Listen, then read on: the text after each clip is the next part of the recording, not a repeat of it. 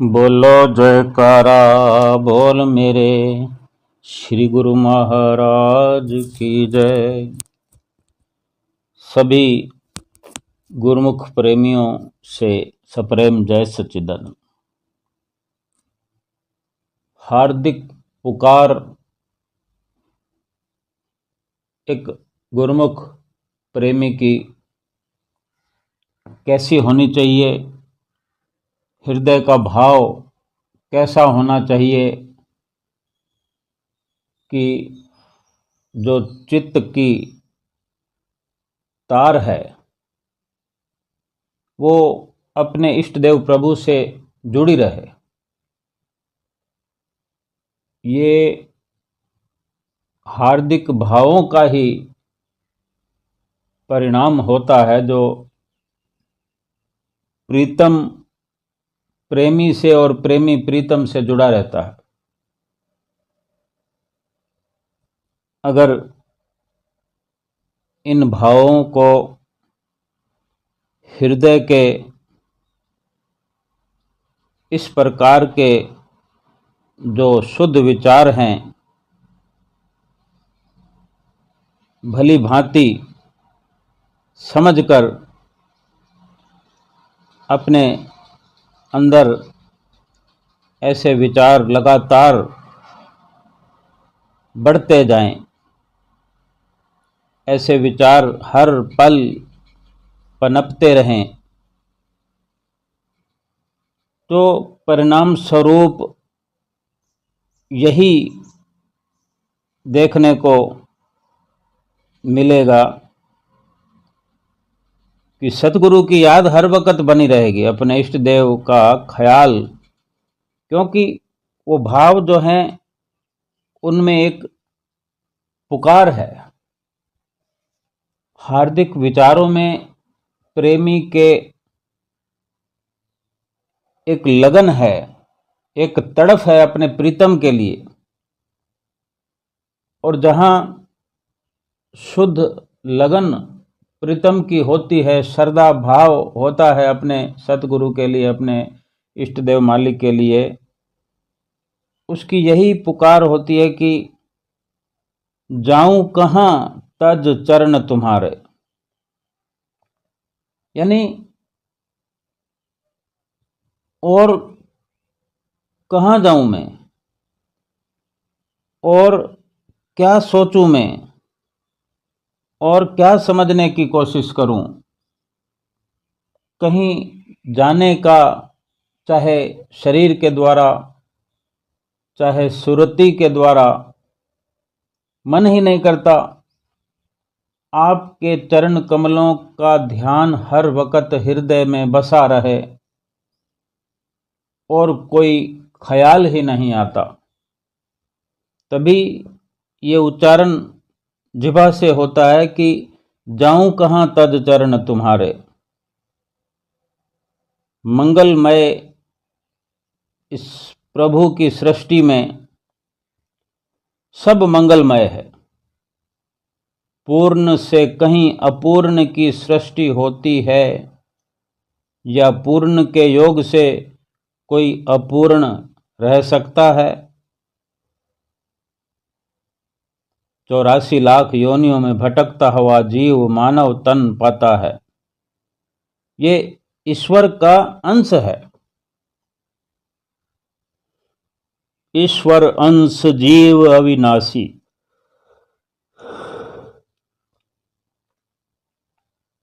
देर सवेर सीधे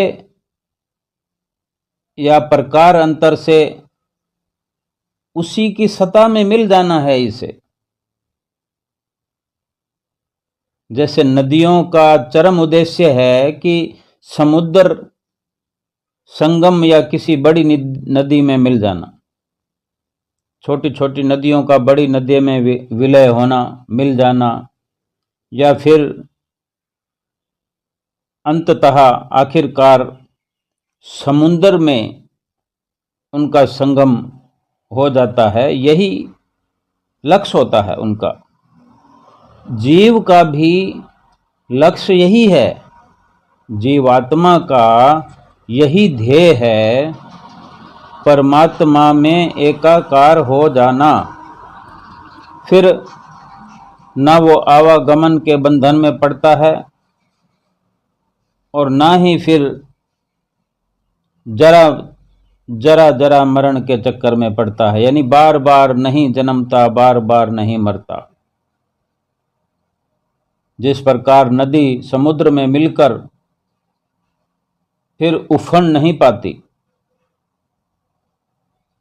उसी में प्रवाह नहीं आता, वो समुद्र का धर्म गंभीरता धीरता पा लेती है, वैसे ही अवस्था जीव की है।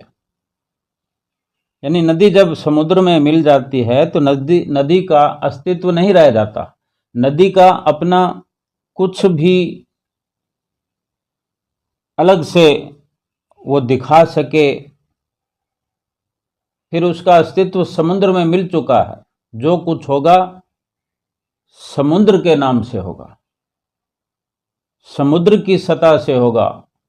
समुद्र में ये हुआ, समुद्र में वो हुआ, क्योंकि जो हिस्सा नदी का समुद्र में मिल गया फिर वो समुद्र का रूप मिल गया, वो अपने लक्ष्य को प्राप्त कर गया, अपने आप को मिटा करके समुद्र कहलाने लगी वो नदी का पानी। ऐसे ही जीव जो है जिस विराट से आया था उसी में मिल गया।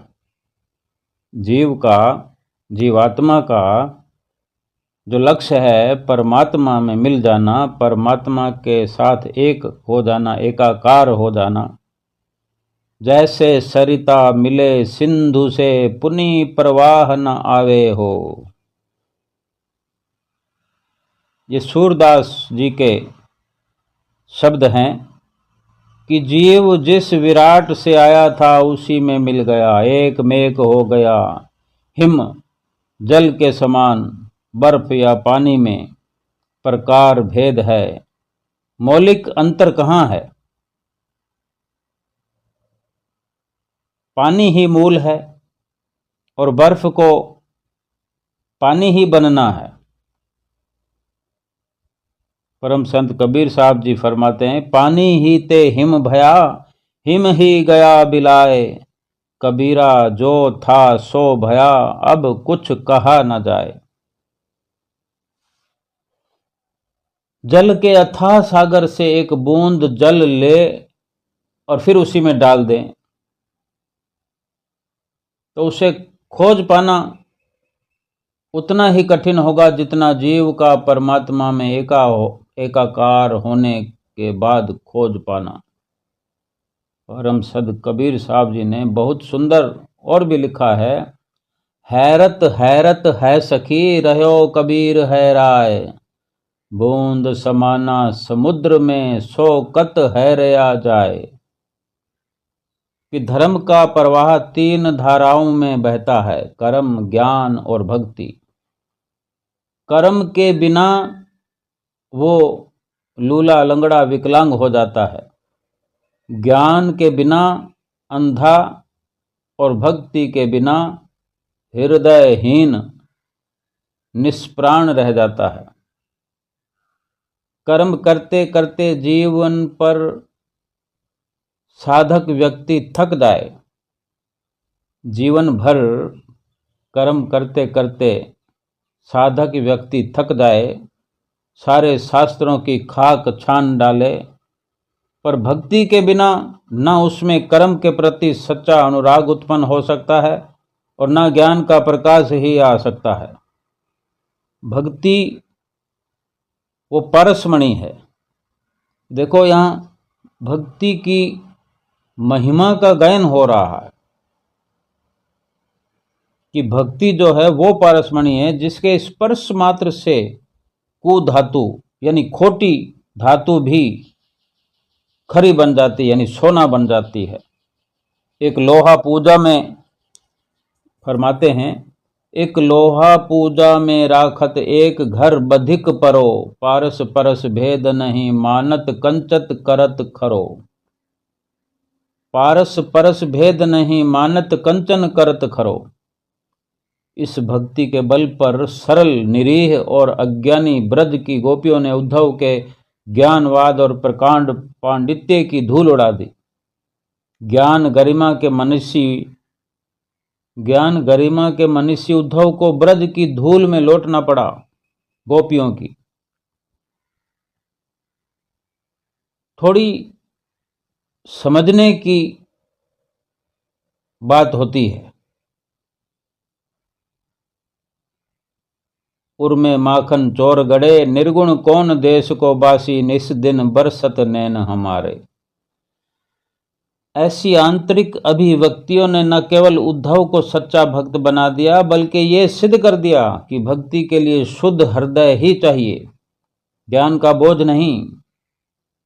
प्रभु के प्रति वैसी आस्था और कृपा का भाव भी तभी जगता है जब भक्ति की विहल आत्मा पुकार पुकार उठती है कि जाऊं कहां तज चरण तुम्हारे।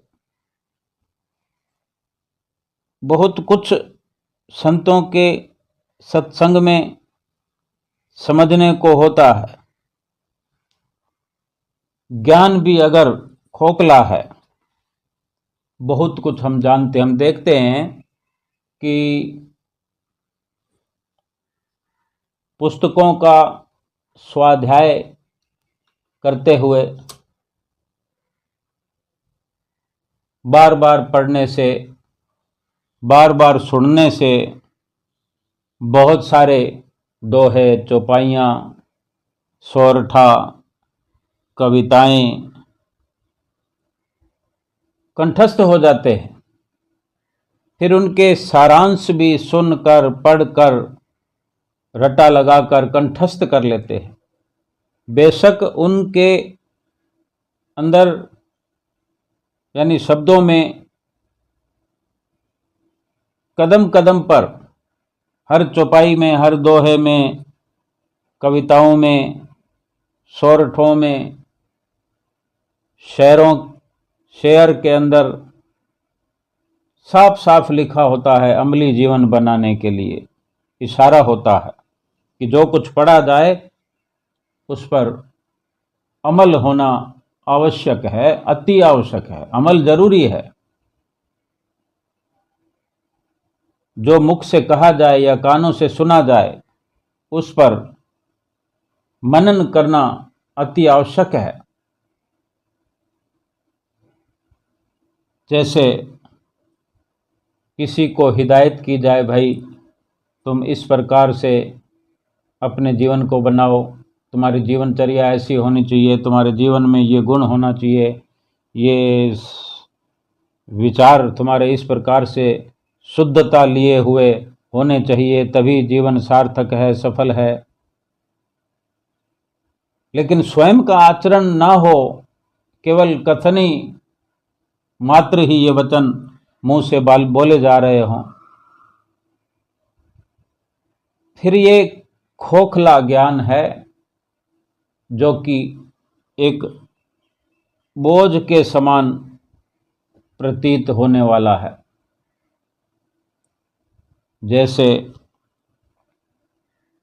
धन कमाने वाला, धन का लोभी, रात और दिन धन का चिंतन करते हुए, धन की कमाने की लालसा में धन को एकत्र करते करते करते करते धन के तो भंडार भर लेता है, लेकिन अगर उसको खर्च नहीं करता है, उसका सदुपयोग नहीं करता है, खर्च भी करे तो उसको उचित रास्ते पर, उचित जगह पर खर्च करे। अगर ऐसा उस धन के कमाने वाले का जो जीवन है नहीं बना, तो वो धन भी बोझ बन जाएगा। उस धनवान के लिए सबसे बड़ा बोझ ही वो धन है। जिस धन की चिंता में, पहले कमाने की और इकट्ठा करने की चिंता में जीवन व्यतीत होता है, और साथ साथ उसको जैसे जैसे धन बढ़ता जाता है, वैसे वैसे धन को सुरक्षित रखने की चिंता बढ़ती जाती है। उस धन के कमाने की चिंता, धन को सुरक्षित रखने की चिंता और धन को बढ़ता हुआ देखकर भले फूलता जाए, खुश होता जाए, लेकिन वो क्षणिक खुशी उसको प्राप्त होती रहेगी। उसे लगेगा कि मैं जो चाहता हूं वो हो रहा है, लेकिन जो एक चिंता हर पल बढ़ती रहती है, उस चिंता के बोझ तले दबा हुआ अपने जीवन को वो सुचारू रूप से सफलता की ओर नहीं ले जा सकता। अशांत, परेशान, चिंतातुर रहने वाला ना शरीर से सुखी हो सकता है, ना मन से, ना आत्मा से, ना इस लोक में, ना परलोक में। धन का क्या लाभ हुआ? धन तो सुखी होने के लिए कमाया था, लेकिन सुखी होने का विचार जो है उसको आया नहीं। धन से कैसे सुखी हुआ जा सकता है? अगर उसी धन को सदुपयोग में लगाने का जज्बा मन में पैदा हो जाए, उसी धन को खर्च करने की युक्ति मिल जाए, और धन खर्च होते हुए जो सुख मिलेगा वो सुख अनमोल है। सही मार्ग पर जब धन खर्च होगा, परोपकारिता में जब धन खर्च होगा, खुशियां बटोरने में, किसी को खुशी प्रदान करने में जो धन खर्च होगा, अगर किसी को खुशी प्रदान करने के लिए ये परिश्रम होने लगेगा, किसी को खुश करने की जब चिंता होने लगेगी, इस प्रकार से चिंतन होने लगेगा, लक्ष्य हमारा हो जाएगा कि हमने वो कर्म करना है जिससे किसी को खुशी प्राप्त हो सके, फिर धन कमाने की चिंता समाप्त हो जाएगी। धन स्वमेव अपने आप बढ़ता चला जाएगा। हमारी चिंताओं के अभाव में चिंतन होते हुए अपनी चित्त वृत्तियों में जहाँ से ये युक्ति हमें मिली, ये युक्ति मिलती है सुख स्वरूप सतगुरु के चरणार बिंदों से, क्योंकि पर उपकारिता का लक्ष्य केवल और केवल वक़्त के संत सतगुरु का ही हो सकता है। संत सतगुरु ही इस धराधाम पर उपकार करने के लिए आते हैं, और हम जैसी भूली भटकी रूहों को सन्मार्ग पर लगाते हैं। गरीब हो, अमीर हो, राजा हो, रंक हो, गोरा हो, काला हो, कोई जात पात, कोई भेद नहीं, सब के सब सतगुरु के निशाने पर होते हैं। लेकिन जो उनकी शरण में आ जाए, पूरे संसार पर संत सतगुरु की नजर होती है, दया की नजर होती है, रहमत की नजर होती है, क्योंकि भगवान पार ब्रह्म परमेश्वर स्वयं संत रूप में अवतरित होते हैं। वही परमात्मा जिसकी अंश है ये हमारी जीवात्मा, वही परम पिता परमेश्वर ही निराकार साकार रूप सतगुरु बनकर इस धराधाम पर आते हैं, केवल हमारे लिए। उनका मिशन परोपकार करना है, उनका लक्ष्य है संसार में आना। उनके आने का और कोई दूसरा मकसद ही नहीं है। इसीलिए सभी पर सतगुरु की सम्मान रूप से सब पर दया दृष्टि होती है। लेकिन जो अधिकारी बनकर सतगुरु की चरण शरण हासिल करता है, उन्हीं से ज्ञान की शिक्षा भी मिलती है। उस शिक्षा के दौरान जीवन को अमली बनाने का भी सतगुरु से ही जो है वो प्रशिक्षण मिलता है।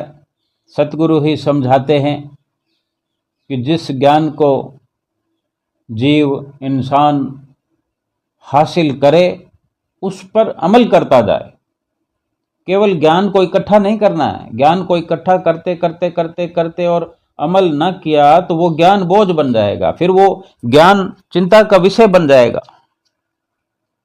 ऐसे ज्ञान से फिर किसी का भला ना हो सकेगा, क्योंकि सर्वप्रथम जब हम स्वयं उस ज्ञान से जो हमने हासिल किया है, हम स्वयं अपना भला नहीं कर सकते तो दूसरों का भला नहीं किया जा सकता। जिस धन से धन का जो लाभ है, उस धन से जो स्वयं धन कमाने वाला अगर लाभ प्राप्त नहीं कर सकता तो दूसरे को धन का लाभ कैसे करा सकता है। जो स्वयं अपना मार्ग प्रशस्त नहीं कर सकता, अपने लिए मार्ग निश्चित नहीं कर सकता कि मुझे कौन से मार्ग पर चलना है, मेरी मंजिल क्या है, स्वयं को पता नहीं है, तो दूसरे का वो मार्गदर्शक कैसे बन सकता है।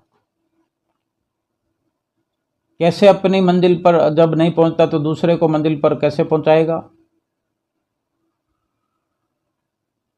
फिर अधिक से अधिक ज्ञान अर्जित करता रहे, पोथियां पढ़ता रहे।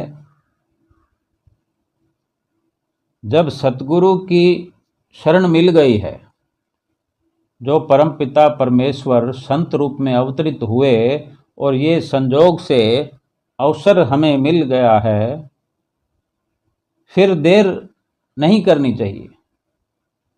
फिर उसी ज्ञान को बढ़ाने से ज़्यादा जरूरी है कि ज्ञान पर अमल करना। खाने पीने के लिए अगर ढेर सारी रोटियां बना ली जाए, ढेर सारे बर्तनों के अंदर खाना या 36 प्रकार के भोजन एकत्र कर लिए जाए, लेकिन खाना शुरू ना किया जाएगा तो पेट की भूख नहीं शांत हो सकती, शरीर की कमजोरी दूर नहीं हो सकती। 56 प्रकार के भोग अगर सामने एकत्र करते जाएं लेकिन खाएं नहीं, खाने के लिए मात्र रोटी चाहे रूखी सूखी क्यों ना हो, बिना सब्जी के भी अगर खाई जाए, पानी के साथ भी अगर पानी पी पी कर सूखी रोटी भी अगर खा ली जाए तो पेट की भूख शांत हो जाएगी। अगर ये नज़रअंदाज कर दिया जाए कि मुझे केवल पेट भरना है, मुझे व्यंजनों की ज़रूरत नहीं है, ये विचार त्याग दिया जाए तो पेट शांत हो जाएगा, मन में आनंद आ जाएगा। अगर किसी भी प्रकार की इच्छा का त्याग कर दिया जाए, मात्र लक्ष्य की ओर अगर हम बढ़ रहे हैं, हमारा लक्ष्य अगर पेट भरना है और पेट को इसलिए भरना है कि शरीर को चलाना है, और शरीर को इसलिए चलाना है कि किसी लक्ष्य को पूरा करने के लिए हम संसार में आए हैं। इस संसार के अंदर जीवित रहते हुए शरीर को स्वस्थ रखना है। समय से पहले ये शरीर जा नहीं सकता, कोई छीन नहीं सकता, और समय आने के बाद इसे कोई रख नहीं सकता। लेकिन जरूरी ये है, महत्व इस बात का है कि शरीर को स्वस्थ रखना हमारी पहली प्राथमिकता है। हमारे पास पर्याप्त जो साधन है उसी के माध्यम से इस शरीर को और मन को सदैव साधते रहना। और शरीर के साथ हमारी मंजिल क्या है, शरीर को स्वस्थ रखते हुए शरीर को किस लिए स्वस्थ रखना है, हर मकसद के साथ एक और मकसद, हर लक्ष्य के साथ एक और लक्ष्य जुड़ते रहता है, और आखिरी जो लक्ष्य है या पहला जो लक्ष्य है, आखिरकार बड़ा लक्ष्य यही है कि ये मनुष्य जीवन प्राप्त करने का लक्ष्य भी यही है कि जीवात्मा को परमात्मा से एकाकार करना। जब एक दिन इस इंसान की, इस जीव की सोच को खत्म करना ही है, खत्म होना ही है, तो क्यों ना अभी से खत्म कर दिया जाए। जब जीव आत्मा को परमात्मा से मिलना ही है, मिलाना ही है, तो क्यों ना अभी से जल्दी से जल्दी, जल्द से जल्द इस कार्य को किया जाए। जीव आत्मा को परमात्मा से मिलने का यत्न अभी का अभी शुरू करके तुरंत इस लक्ष्य की प्राप्ति होनी चाहिए।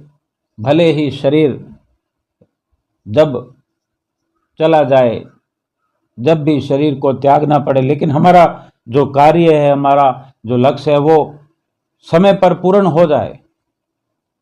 अभी का अभी ये कार्य पूरा हो जाए। फिर शरीर के रहने की, शरीर के जाने की कोई चाह नहीं, क्योंकि लक्ष्य पूरा है। लक्ष्य की ओर हम बढ़ चले हैं, तो लक्ष्य अभी पूरा होने वाला है, अभी हो जाएगा और हो गया। अपने विचारों को, अपनी दौड़ धूप को, अपनी कल्पनाओं को, अपनी कहानियों को समाप्त करना है। अपने आप को स्थिर करना है, मन की चंचलता को स्थिर करना है, रोकना है। जब हमारी जीवात्मा की जो बड़ी ताकत है वो परमात्मा से विलीन होने की है, तो अपनी अलग से ताकत बनाने के लिए समय व्यतीत नहीं करना, क्योंकि स्वयं परमात्मा ही इस जीवात्मा की ताकत है। ये जीवात्मा जब अंश है उस परमात्मा की, तो परमात्मा की सत्ता में मिल जाना ही असली ताकत है। अलग से अपनी ताकत को बनाने के लिए चाहे जीवन भर ये जीव मन की गुलामी में, मन के कहने में आकर दौड़ धूप करता रहे, सफलता प्राप्त नहीं हो सकती। जब ऐसा संभव ही नहीं है, मुमकिन ही नहीं कि ये जीवात्मा अपनी कोई अलग से मंजिल बना पाए। इसकी मंजिल परमात्मा के साथ मिल जाना है। सो वही कार्य जीवन में सर्वश्रेष्ठ कहलाता है। जो अपने लक्ष्य की ओर चल पड़े वही सर्वश्रेष्ठ कदम है, वही कार्य सर्वश्रेष्ठ है, और वही जीव सर्वश्रेष्ठ है जो अपने श्रेष्ठ लक्ष्य की ओर बढ़ते हुए, अपने लक्ष्य की पूर्ति करते हुए, अपनी सोच को खत्म करके, क्योंकि परमात्मा की ही सोच भरपूर असर करने वाली है। परमात्मा की ही वास्तव में जो सत्ता है, जो ताकत है, उसी का ही बोलबाला है। परमात्मा की जो शक्ति है वही चारों ओर विद्यमान है, दसों दिशाओं में फैली हुई है। जीव आत्मा मात्र एक कमजोर अंश है उस परमात्मा का, एक छोटा सिंधु का बिंदु है। समुद्र के आगे भला किसी छोटे मोटे नाले की या छोटी मोटी नदी की कोई बिसात हो सकती है? क्या ताकत हो सकती है? क्या उसकी सत्ता की पहचान हो सकती है? सागर के आगे कोई नदी अगर अपना बखान करे तो ये संभव नहीं है, लेकिन वही नदी सागर में मिल जाए, केवल वही यत्न जो सागर की ओर मिलने के लिए, सागर में मिलने के लिए जो नदी का यत्न होगा, वही लाभकारी है। जिस साधन से सागर में मिला जाए, वो नदी के लिए यही है साधन कि वो नित्य प्रति हर पल सागर की ओर अपना सफ़र तय करती चली जाए। धीरे धीरे धीरे सागर में पहुंचकर एकाकार हो जाएगा। अपना अस्तित्व समाप्त करने की जिसने ठान ली हो, अपने आप को विलीन करने की जिसके अंदर लगन हो, अपनी सत्ता में विलीन होने के लिए जो आतुर हो और जो यत्न करता हो, अपने आप को मिटाने का प्रयास करता हो, उसी को सफलता मिलती है। जीवात्मा इस मनुष्य जीवन में जो है, ये मनुष्य जीवन का बड़ा लक्ष्य है कि इस प्रकार अपने अस्तित्व को मिटाने का प्रयास करे, अपने आप को झुकाने का प्रयास करे, अपने आप को विनम्र बनाने का प्रयास करे कि उसी विराट से, उसी प्रभु की सत्ता से, उसी परमात्मा से ही ये आत्मा अलग हुई है।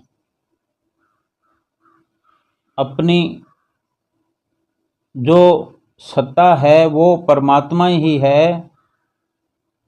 अलग होने का कुछ भी कारण रहा हो, लेकिन उस गलती का सुधार यही है कि फिर से उसी अपनी असली ताकत से मिलने का यत्न हो, अपने अस्तित्व को मिटाते हुए उसी परमात्मा की ओर ये सफ़र करे। अपने आप को, अपने विचारों को रोक लेना, अपनी सत्ता को समाप्त कर देना, ये पहला कर्तव्य है। और फिर जब परमात्मा से एकाकार इस जीवात्मा का हो जाएगा, फिर ना ये मनुष्य की पहचान रहेगी, ना मनुष्य का नाम रहेगा। और अगर न मिलाया, इस शरीर के रहते हुए जीवात्मा को परमात्मा से नहीं मिला पाए, भले ही कितनी बड़ी पहचान दुनिया में हो कि सेठ हीरा लाल है, ये सेठ पन्ना लाल है, ये टाटा है, ये बिड़ला है, ये फलाना है, ढिकाना है, पहचान तो वैसे भी खत्म होने वाली है। जो इंसान जिसका श्वास शरीर से निकल जाए, समय आने पर इस जीवात्मा को दूसरा शरीर मिल जाएगा, फिर दूसरी पहचान शुरू हो गई। यानी ये शरीर जिसको हम किन्हीं नामों में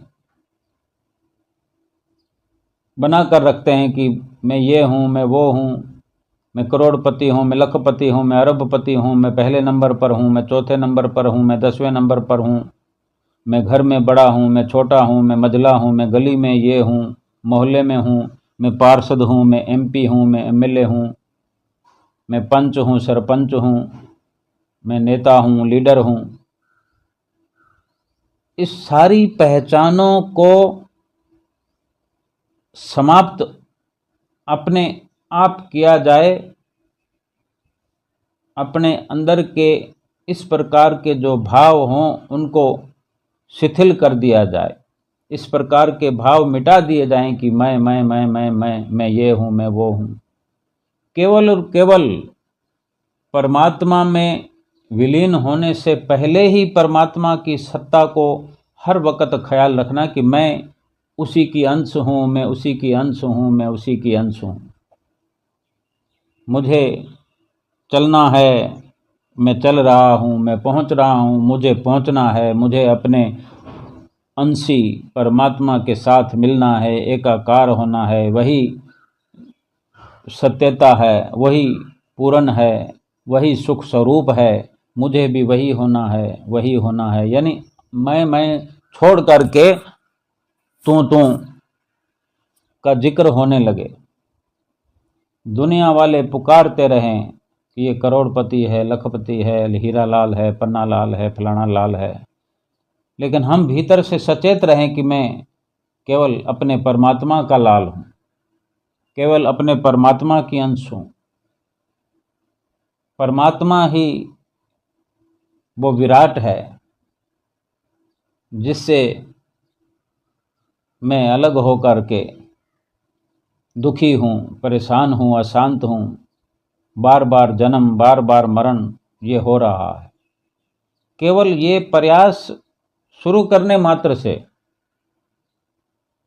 कि मैं कुछ भी नहीं, मैं ये भी नहीं, मैं वो भी नहीं, मैं केवल परमात्मा का अंश हूँ, मैं अंश हूँ, वो अंशी है, मैं बालक हूँ, वो पिता है, वो परम पिता है, वो परमेश्वर है, वो पार ब्रह्म है, वो सतगुरु के रूप में है। ये लोक मेरा नहीं, ये घर मेरा नहीं, ये रिश्ते नाते, ये बंधु बांधव कोई भी मेरा नहीं। मेरा तो वो, जैसे मीरा ने क्या सुंदर लाइनें गाई कि मेरो तो गिरधर गोपाल दूसरो ना कोई। हम कहते हैं ये मेरा घर है, ये मेरी बिल्डिंग है, ये मेरा कमरा है, ये मेरी कोठी है, ये मेरा बंगला है, ये मेरी कार है, ये मेरा बेटा है, ये बहू है, ये पत्नी है, ये बच्चे हैं। क्या इस तरह की जुबान के अंदर हमने तासीर भरी रखी है, और यही मेरे मेरे मेरे मेरे एक एक करके हमें छोड़ते जा रहे हैं, छोड़ते जा रहे हैं, छोड़ते जा रहे हैं। अलग थलग कर दिया है, हमें अकेला बना के रख दिया है इस दुनिया में। फिर भी हम कहते हैं कि वो मेरा है, वो मेरा है। एक वक्त ऐसा आता है कि हम देखते रहते हैं, वो आएगा, वो आएगा, वो आएगा।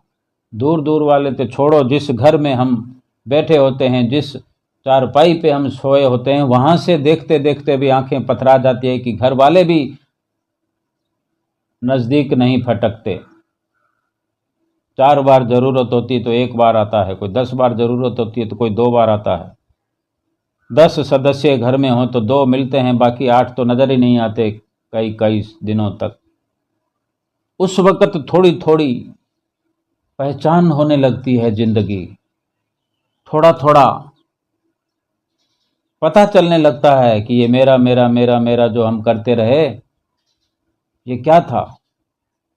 फिर इच्छा जागृत होती है, फिर ये ख्याल आता है कि मैं कुछ कर पाऊं, कहीं चल कर जा पाऊं, कुछ समझ पाऊं।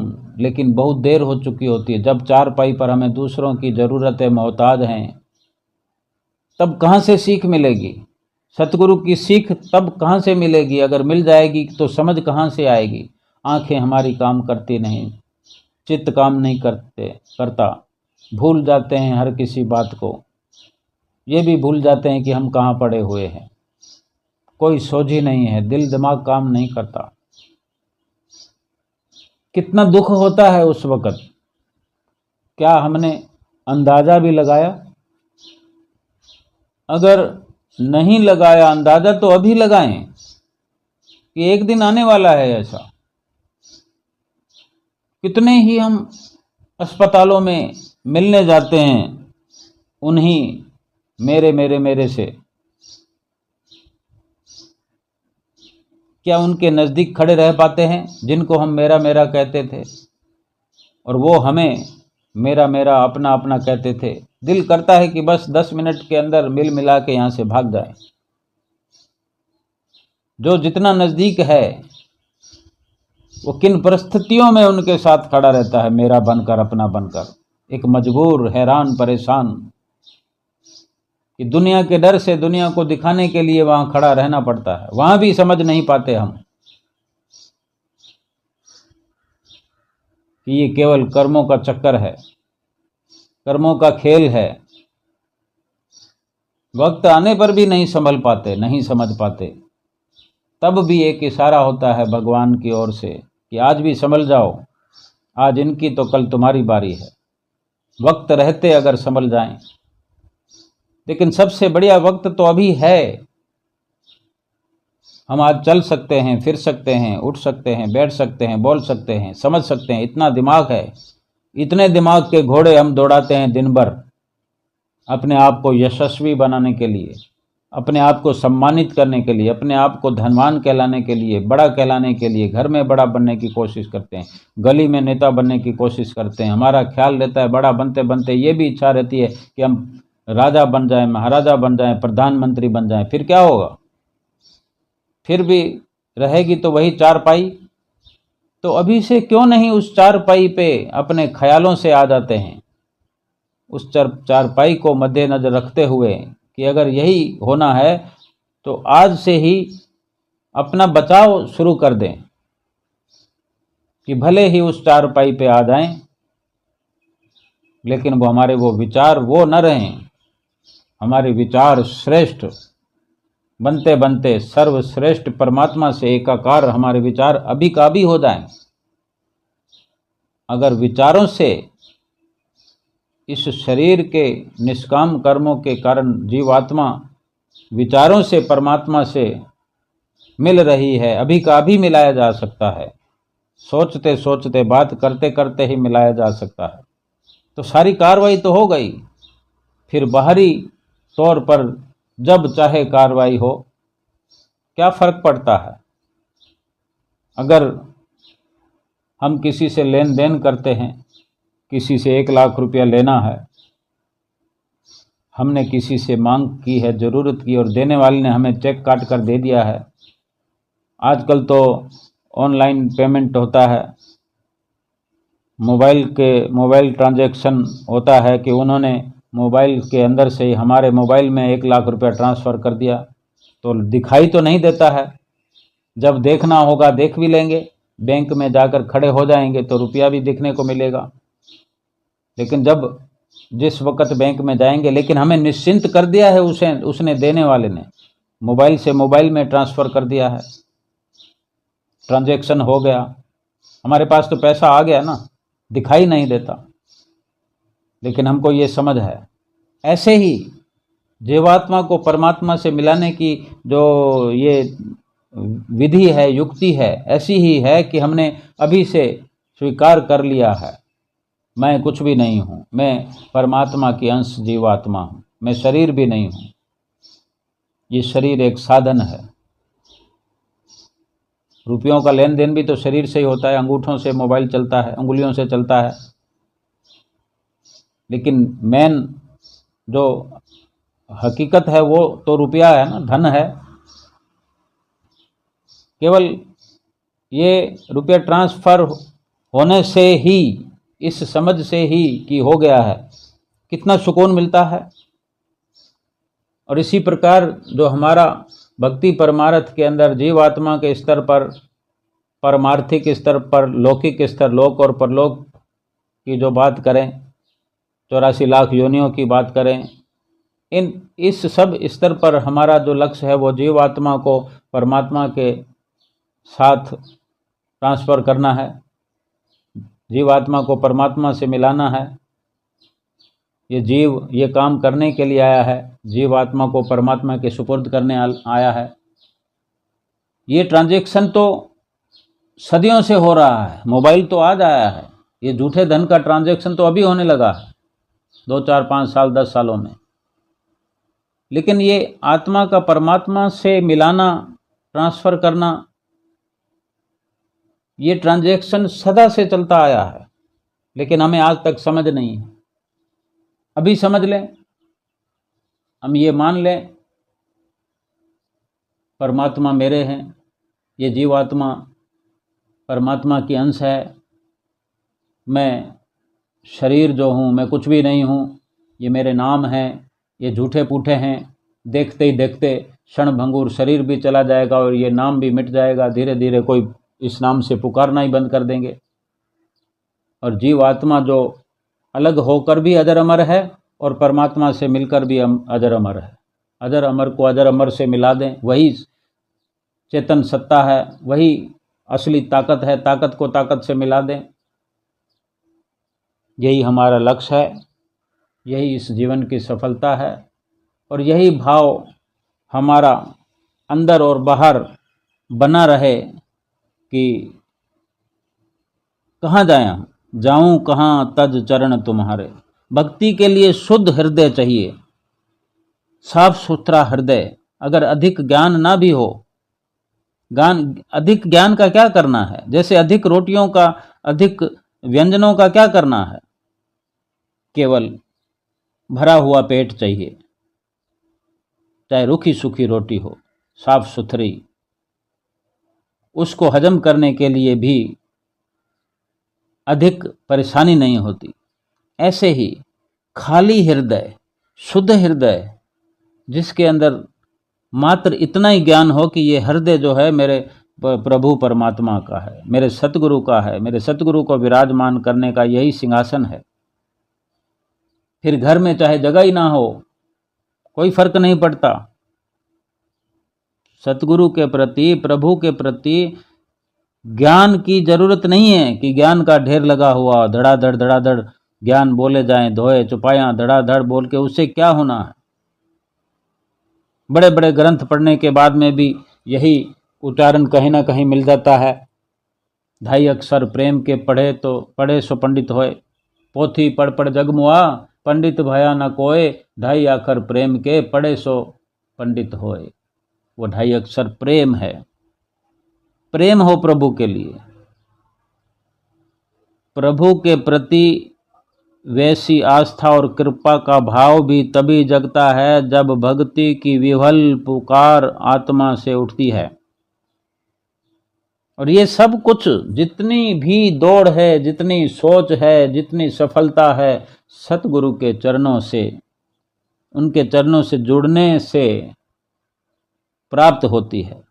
और ये भाव बनता है, जाऊं कहाँ तज चरण तुम्हारे, कि हे सतगुरु, मेरा संसार में कोई है ही नहीं, जाऊं तो जाऊं कहाँ।